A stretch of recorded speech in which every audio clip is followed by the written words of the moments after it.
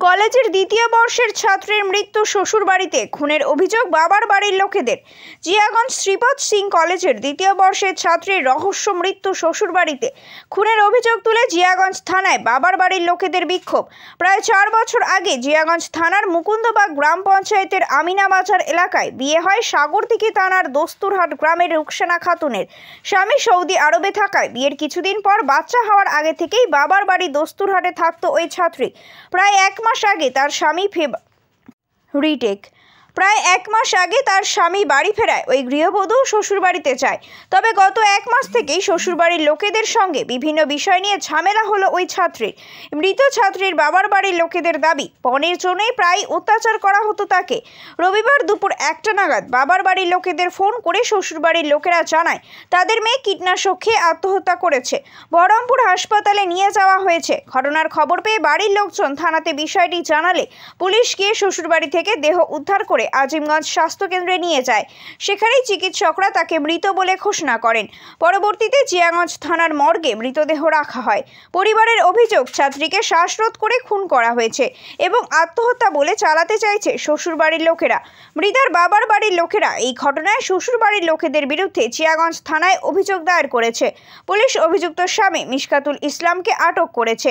দোষীদের শাস্তির দাবিতে সোমবার সকাল থেকে জিয়াগঞ্জ থানায় বিক্ষোভ দেখায় মৃতার পরিবারের লোকজন। পুলিশের আশ্বাসে তারা মৃতদেহ ময়নাতদন্তের জন্য পাঠাতে রাজি হয়। মৃতার 3 বছরের শিশুকন্যার ঘটনা চাক্ষুষ করে সব বলার কারণে তাকেও গৃহবন্দী করে রাখা হয়েছিল বলে বাবার বাড়ির লোকেদের অভিযোগ। মৃতদেহ ময়নাতদন্তে পাঠিয়েছে জিয়াগঞ্জ থানার পুলিশ। লিখিত অভিযোগের পরিপ্রেক্ষিতে স্বামীসহ শ্বশুরবাড়ির লোকেদের বিরুদ্ধে মামলা রুজু করে ঘটনার তদন্ত শুরু করেছে জিয়াগঞ্জ থানার পুলিশ। ঘটনা হচ্ছে যে কি, আমাদের মেয়েকে ওনারা অত্যাচার করতো, ঠিক আছে। পুরো এটা একটা প্ল্যানিং মাফিক মার্ডার করা হয়েছে।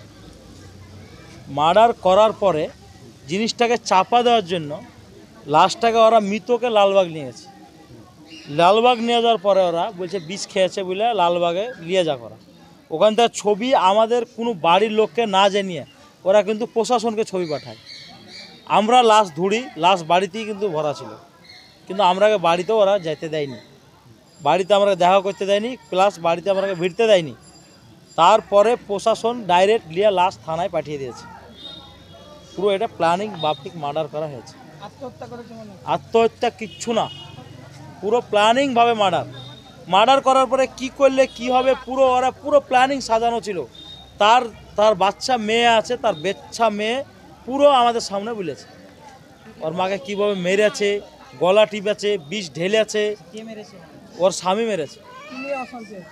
অশান্তি কিছু নেই, বিয়ের পর থেকে অশান্তি করে, এটা লিব সেটা লিব। কিছুদিন আগে শবে বরাতের আগে পুরো ঘরের ফার্নিচার চাই, সেটা আমি আমার ভাই দিয়ে আসা হোক। তারপরে আবার বলে প্রথমে বিয়ের সময়তে ওকে 8 টিয়ার গাড়ি দেওয়া হয়েছিল, এখন 8 টিয়ার গাড়ি ভালো না, ওকে বুলেট গাড়ি লাগবে। তাই বলেছে কি আমাকে বুলেট গাড়ি দিতে বলো। তা আমরা সিদ্ধান্ত নিয়েছি আমাদের মেয়ে যদি সুখে থাকে আমরা বুলেট গাড়িও দিব। হৃদে বুলেট গাড়ি দেওয়ার কথা ছিল, সেই কারণে আমার ভাই বিদেশ থেকে হৃদে বাড়ি আসতো না, ব্যতিক্রম তাকে মাইরা ফেলার কারণে আজ আসতে হয়েছে বাড়ি। আমরা ওকে প্ল্যানিংভাবে মার্ডার হয়েছে, আমরা ফাঁসির দাবি, আমরা ফাঁসি চাই। ও মেরেছে, ওর স্বামী 1 নম্বর আছে, ওর শ্বশুর আছে, 2টা ননদ আছে। আমরা অভিযোগ করেছি ওর স্বামী, ওর শ্বশুর, ওর ননদ 4টা ননদ আছে। স্বামীর নাম কি? মিশকাতুল ইসলাম। মুরসালিম শেখ। আপনি কি হচ্ছেন? আমি মেয়ের কাকা হই, পাড়া পিত্তবাসী, মানে ক্লোজ কাকা। ওর বাপের সঙ্গে আমার এক গলা ফিরিত। ফোন করা হয়েছিল যে তোমার মেয়ে বিষ খেয়েছে, বহরমপুরে আছে। তো আমার ঠাকুমা আর আমার আমার কাকিমা, ওরা দুজন গেছিলো বহরমপুর। ওইদিকে ওরা গেছে তো দেখছে লাশ মাস কিচ্ছু নেই বাড়িতে। এবার আমার দাদা, আমার ছোট ভাই, যে ওর দাদা ফোন করেছে, বলছে পুলিশকে ফোন করেছে যে এরকম আমার বোনকে মেরে ফেলেছে, ওরা মাটি দিয়ে দিচ্ছে, আপনারা একটু তাড়াতাড়ি যান। এই শুনে পুলিশরা গিয়েছিল।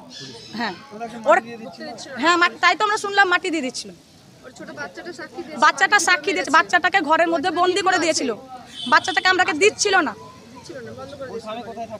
ওর স্বামী সৌদিতে থাকতো, আজ 27 দিন হলো আসা। 27 দিনের মাথায় ওকে মেরে ফেলেছে। আপনার নাম? আমার নাম শিল্পী খাতুন। আপনি কে হচ্ছেন? আমি ওর দিদি, বড় দিদি।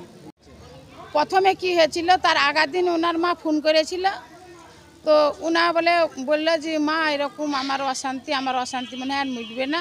তো ওনার মা বললো যে এক কাজ কর, তুই একটু ধৈর্য সহ্য ধরে থাক, তোর আব্বা তো বাইরে আছে, তোর আব্বা আসুক, তোর রিডটা বাড়াক, পরবের মুখে আর অশান্তি করবো না, আর রাগ ঝালা মুখে আসিস না। তারপরে তোর আব্বা আসবে, তখন যাই হোক একটা কিছু হবে। হ্যাঁ হবে। তো বললে মা তোমার জামাই নিচে শোয় আর আমি ওপরে শোয়, আমি নিচে শুই।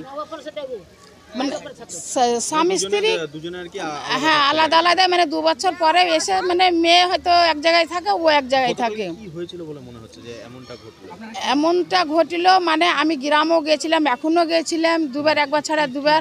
গ্রামের লোককে বললাম যে আচ্ছা মেয়েটা কি হয়ে মারা গেল। তো ওখানকার লোক বলছে যে আমরা বলতে পারবো না।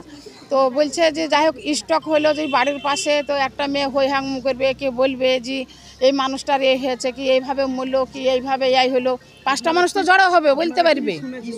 আমরা ওটাই শুনলাম। প্রথম খবর দিয়েছিল আমার, মানে আরেক চাষতো ভাই খবর দিল যে এরকম পায়েল মারা গেল, বিষ খেয়েছে নাকি। তো আমরা বললাম যে তাইলে বিষ খাক আর যাই করুক, কি মেরে ফেলুক, আমরা ওদের বাড়ি আগে প্রথম যাব। আপনাদের কি মনে হচ্ছে যে নিজে আত্মহত্যা করেছে? আমাদের মনে হচ্ছে যে নিজে আত্মহত্যা করেনি, কেন স্বামী 2 বছর ছিল না, যেহেতু স্বামী এসেছে তো একটা আনন্দতে থাকবে, 2 বছর আর স্বামী ছিল না, তাহলে আমাদের মনে হচ্ছে না যে নিজের সাথে মানে জীবনটাকে হারাইছে। হ্যাঁ কি মনে করছেন যে ওকে খুন করা হয়েছে? আমাদের মনে হচ্ছে যে হয়তো রোজার টাইম, তো রোজার মানুষ, হয়তো তর্কমর্ক হয়েছে, হয়তো মারধর করেছে, এতে ও মানে মারা গেছে। হ্যাঁ খুন করেছে, ওটাই মানে বেশি সম্ভব। আমার নাম ফাতেমা বিবি। আমি হচ্ছি ওনার পিসি হচ্ছি।